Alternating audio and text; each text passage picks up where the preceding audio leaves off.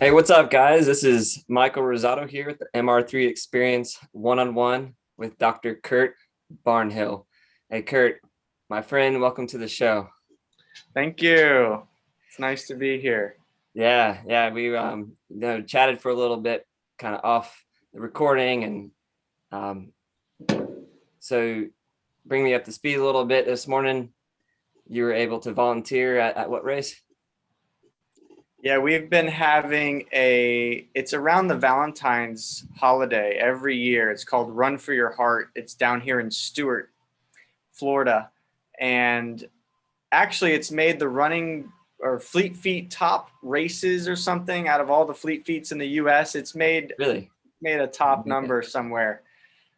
They posted about it at the local store here, and they talked about how they made the February month race, and they I think each month they pick a race at a Fleet Feet store that becomes the most popular. And the Yeah, Run for Your Heart, I think it's the 15th annual they had this year, and next year will be the 16th. So that's an impressive run, even through the COVID year. They made it through the COVID year. I know, man, they did. They had it going on. I guess So the COVID's still going, but it is what it is. But yeah, that's impressive.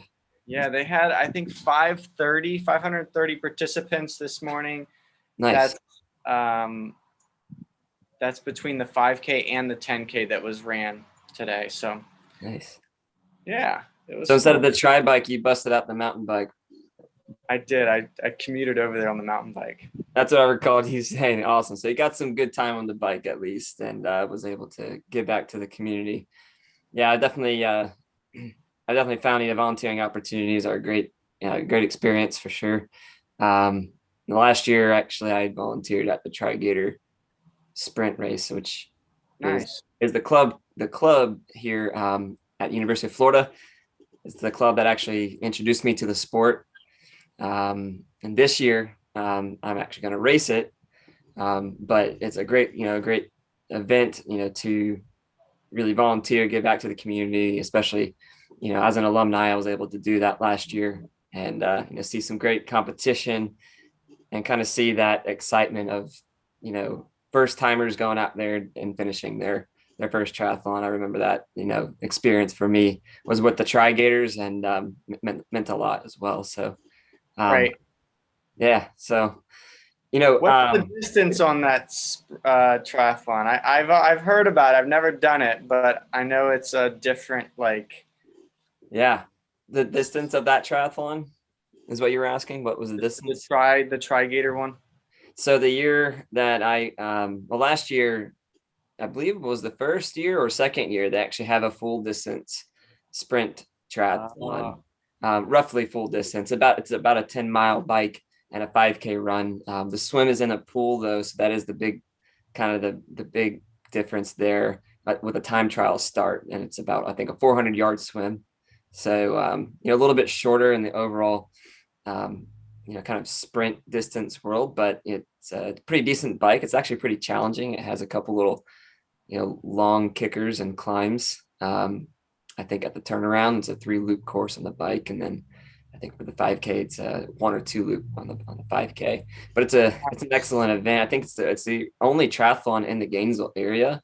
Um, so it's got a great turnout. Last I heard, this year there's 300 competitors, um, and I get to be one of them. So I'm excited about that for sure. that's So, awesome. you know, what's ironic, Kurt, and you'll, tell us a little bit more about your background, if you will. We'll start there in a second. But you ended up moving to Stuart, Florida, but you're Yep. from Gainesville, Florida. Yep.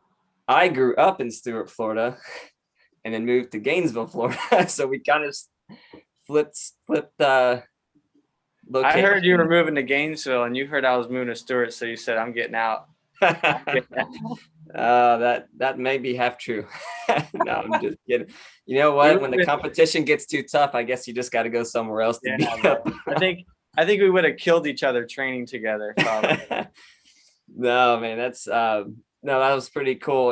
Really getting to um, train with you when I get to go down there and visit my folks. Has been a great, kind of fit, in terms of that community that I get to have, in my hometown, um, Yeah. and amongst some of the others that are in the Treasure Coast, triathlon club as well. So if you could, yeah, tell us a little bit about your history and to the sport of, triathlon, maybe some of the sports you did growing up, and, kind of where you are at today with kind of your triathlon, I guess, experience so far. Sure. So I grew up in Gainesville and really got into tennis growing up. I was actually a big part of tennis in the middle school, high school era, and played for Buchholz High School varsity team all 4 years, had a blast, and always would see the cross country kids running at the time I was going to the courts to practice. Yep. And it was always back in my mind going, I wonder how good I could be a part of that, or if I could even make the team, But Yeah. I stuck to tennis for the high school years, and I enjoyed it. Did I excel? No, not as much as I am now in the triathlon and running kind of Mhm. sport. But I had fun with it, Yeah. and moved to college and got into running. I went to University of North Florida in Jacksonville, and the running community with First Place Sports up there is just insane. So I Yeah, they have really a felt solid group of guys yeah, running man. and triathletes. I remember doing this 5K up there called Run for the Pies.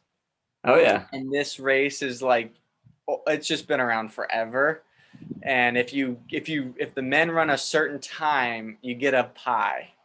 And if Nice. the women run a certain time, you get a pie. And if you like, I forget if it's like an overall, you get a pair of shoes too.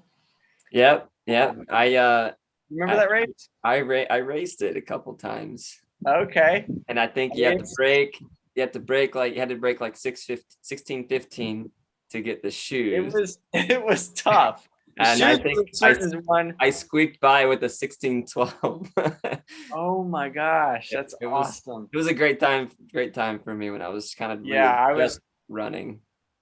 I was just getting into running, and I think I was like trying to break 20 minutes. That was my big goal. Yeah. Yeah, the course was like a 5 loop, I think 5 1K or 3 loop. I forget, three Yeah, it miles, is. It three was one. like downtown Jacks. It was like in the heat of the town Yeah. or the city, and you'd run right like these circles until the finish was the last lap. Yeah. Yeah. It's a cool event. It's a great spectator event.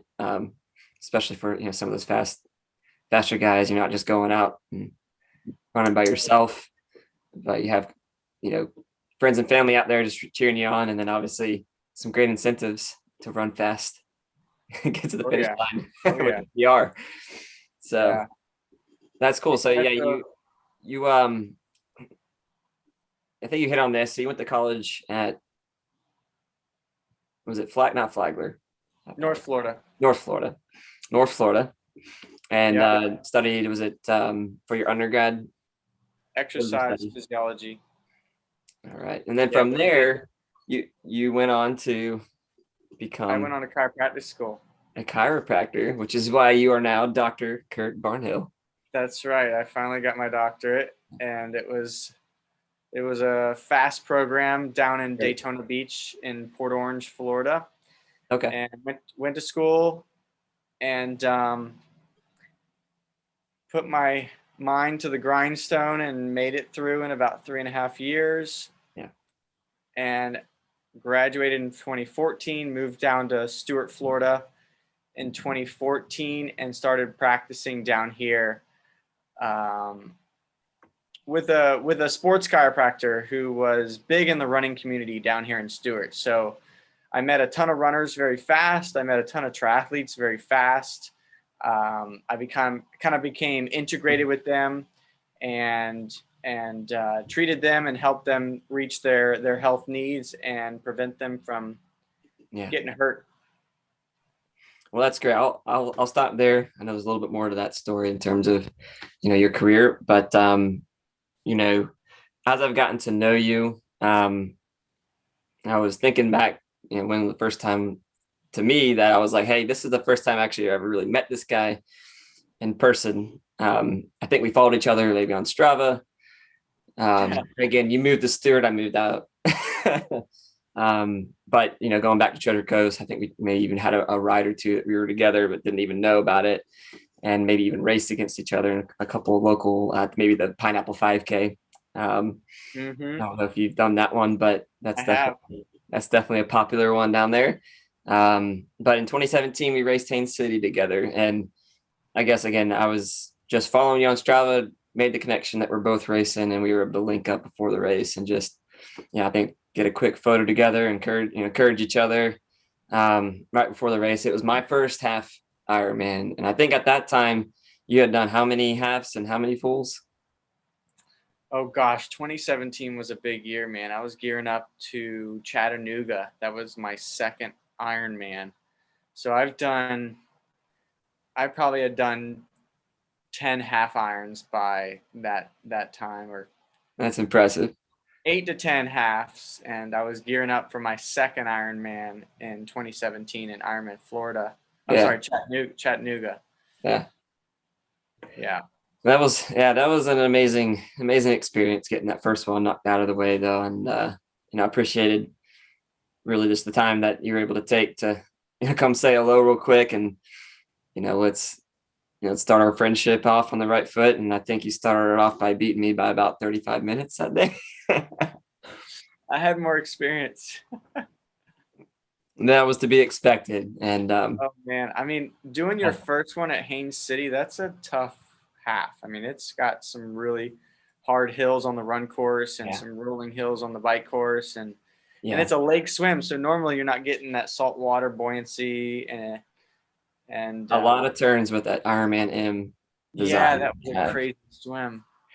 Yeah, I remember doing that run course and just thinking to myself, and the challenge I think of the half Ironman, especially, I mean, really any half Ironman or Ironman, is that you're running usually in the heat of the day. For some of the faster athletes. And I remember that day in particular, it was pretty warm.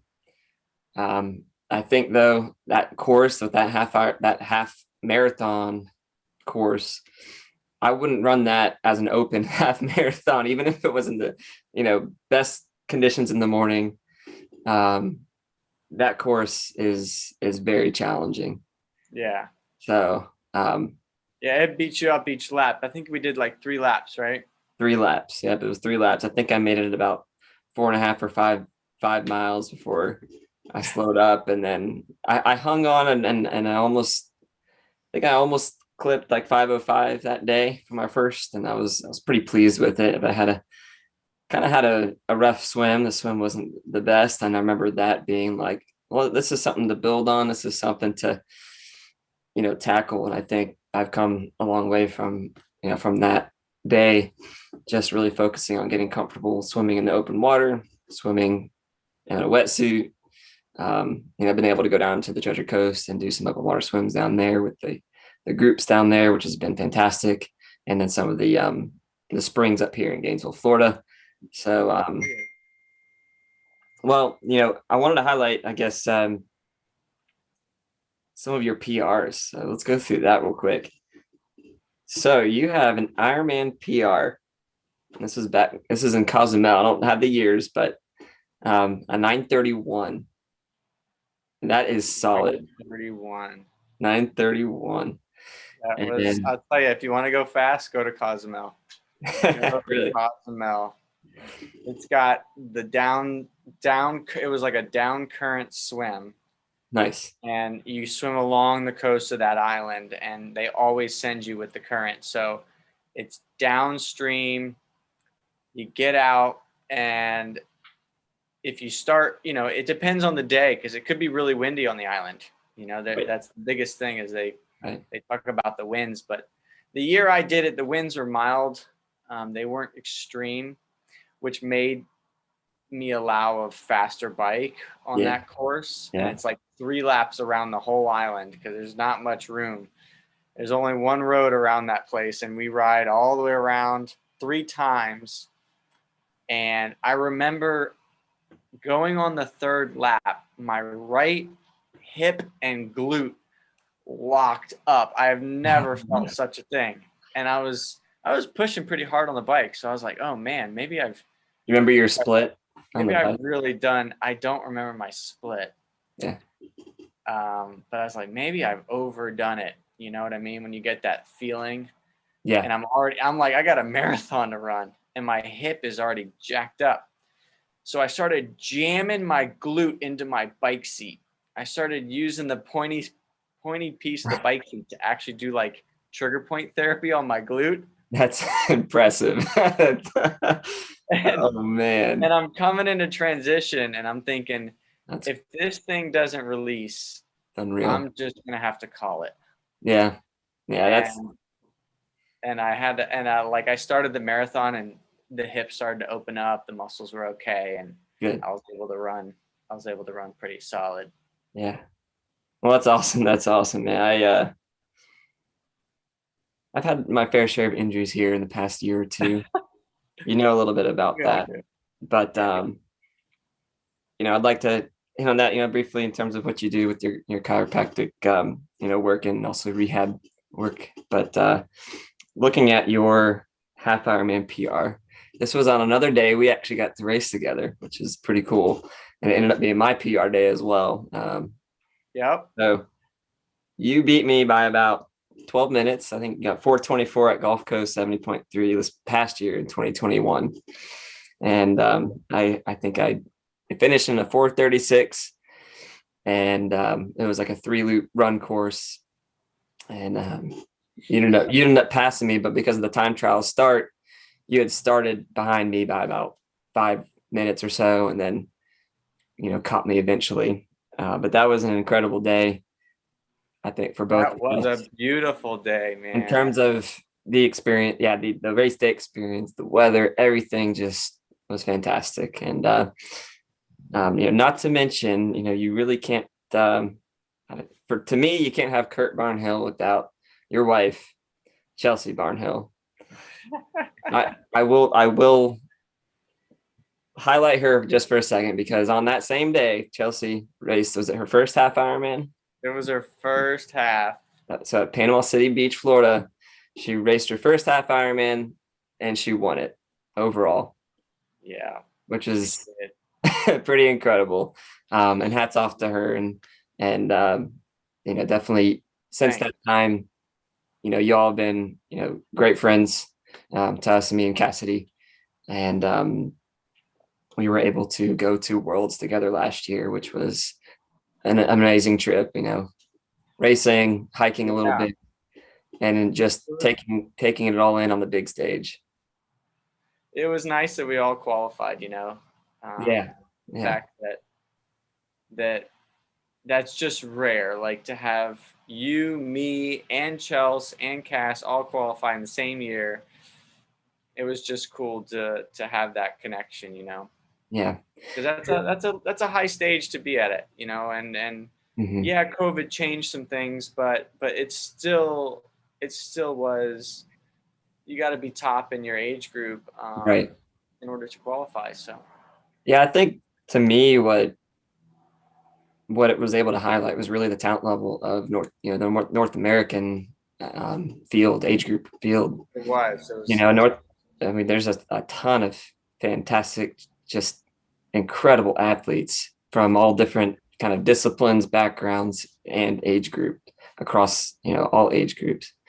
And because the representation was largely North America, with some of the travel from the around the world being shut down with COVID still, or just people hesitant to travel, but it really was a testament to, I think, the talent level that we have here, not only in the United States, but in North America and the Americas, I think, as a whole. So it was really, really neat experience. I'm glad we could do that with you, and take that all in St. George, which was quite a memorable experience on that day. So Oh with yeah. all that weather we had. So Yeah.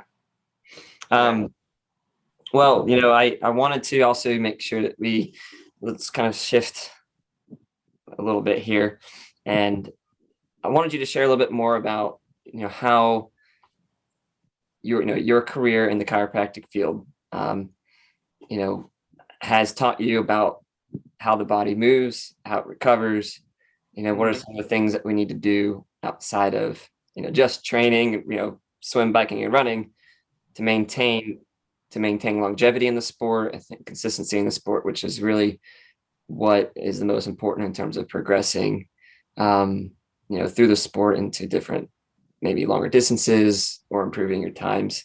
So if you could, talk to a little bit about the therapies that you provide and some of the expertise that you've been able to gather, that would be great. And this is a learning experience for me. I've never seen a chiropractor. I've seen PT a couple times, but not a chiropractor. So I'll let you take it away from there. Okay.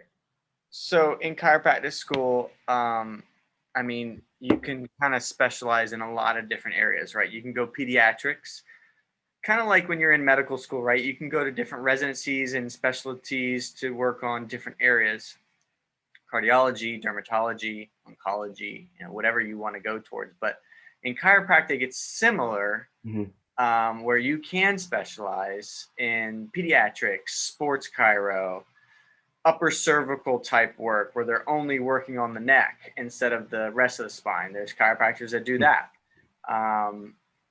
There's chiropractors that use instruments, they use activators to adjust the spine. There's lots of different philosophies. And that was the hardest thing in school, is learning, okay, I see all these different options, but what do I want to do? What do I have a passion for?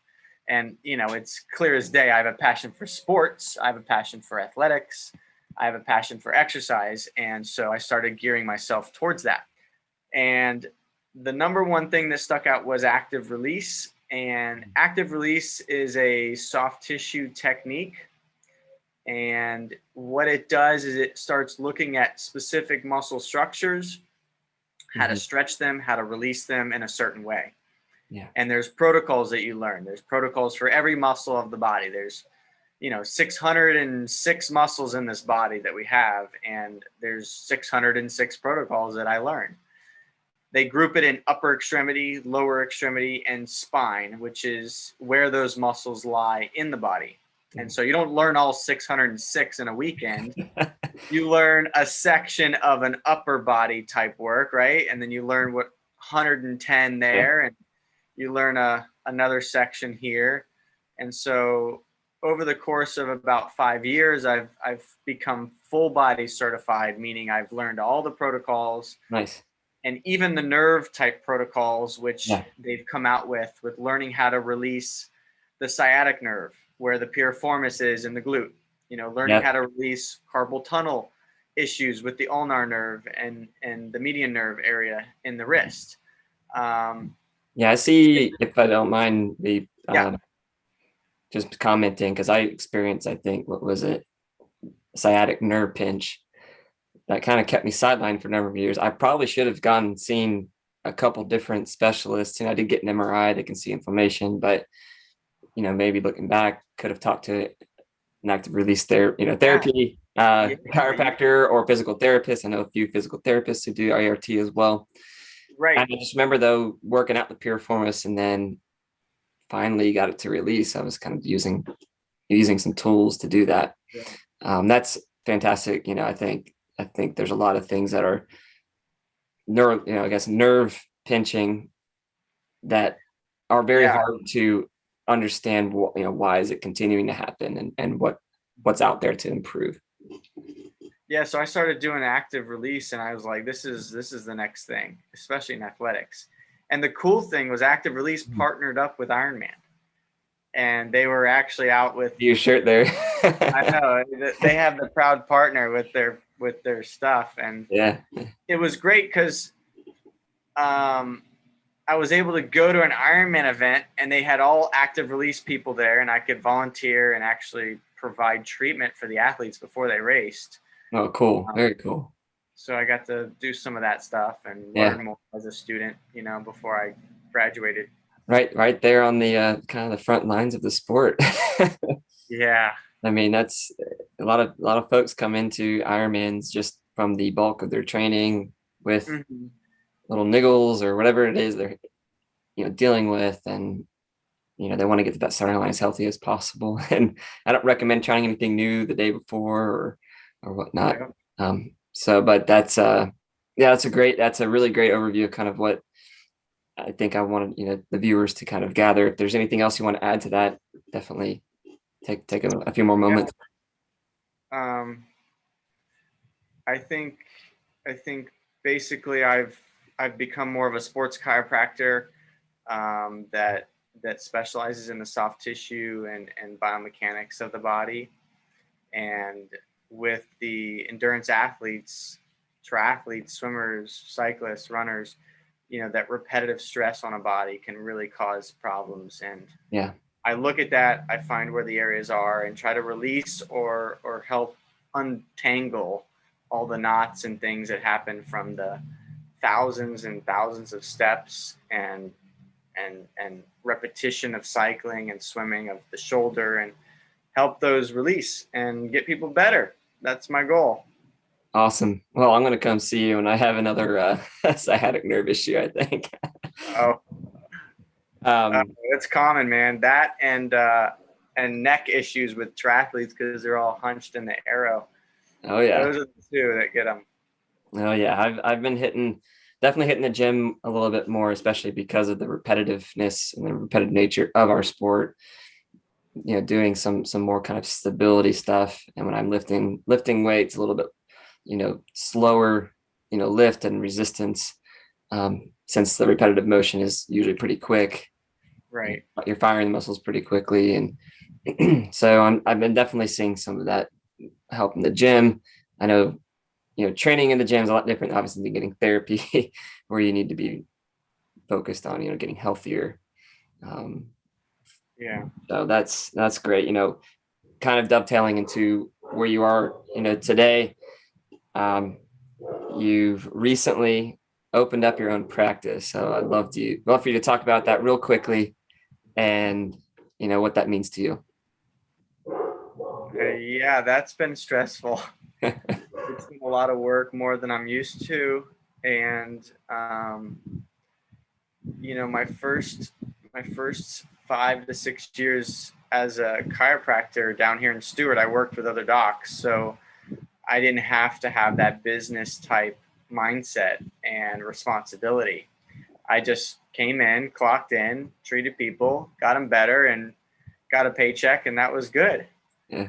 But now there's a whole different piece to it where, it's always been my vision to own an office, and, having that constant marketing yourself and having to put yourself out there and to, have staff, and just be responsible of everything that comes into owning an office. I'm still learning a lot, but it's, Yeah. When it becomes, not just putting obviously food on your plate, but food helping other families, obviously, sure. making sure they're taken care of, they Right. have a roof over their heads, and they're well fed. Um, Right. Not to mention obviously all the patients that you see as well. Mhm. There's definitely a lot of hats you have to wear initially. So I definitely commend you and taking that leap, and congratulations. And Yeah. can you tell me the name of your practice? Yeah, we're called Precision Chiropractic and Rehab. All right. And that's based in Stewart, PTR. PTR. That's based in Stewart, Florida, or Palm City? We are in Stewart, Florida, right Stewart. off US 1. Yeah. Fantastic. Fantastic. Now, and I think as a recent development, you also have a rehab component with it, right? Yes, I had to put the rehab in there because I had a vision that my wife would join me one day, and she finally made the switch 3 weeks ago to come join the office, and we have a PT on staff now. Woohoo! That is awesome. Man, that is exciting. Well, congratulations to both of y'all. And I do appreciate you and Chelsea, and your friendship, to both me and Cassidy. Um, and hopefully we can definitely do some more races together. And I don't know if we have anything lined up in 2022 to race together, but definitely train together at some point when we Yeah, are whenever you're down. when I'm visiting down Stewart and vice versa if you're ever up here. For sure. So we'll kind of wrap things up right now, and if there's anything that you would like to say about you know, I guess that you think would be of value to our viewers, that would be great. I would love for you to leave us with something that can inspire, those who are watching. One thing I'd like to leave everybody with is, as an endurance athlete, it's so important to be in tune with your body and to not hide or dismiss any of these small injury issues or these little fire alarms that go off.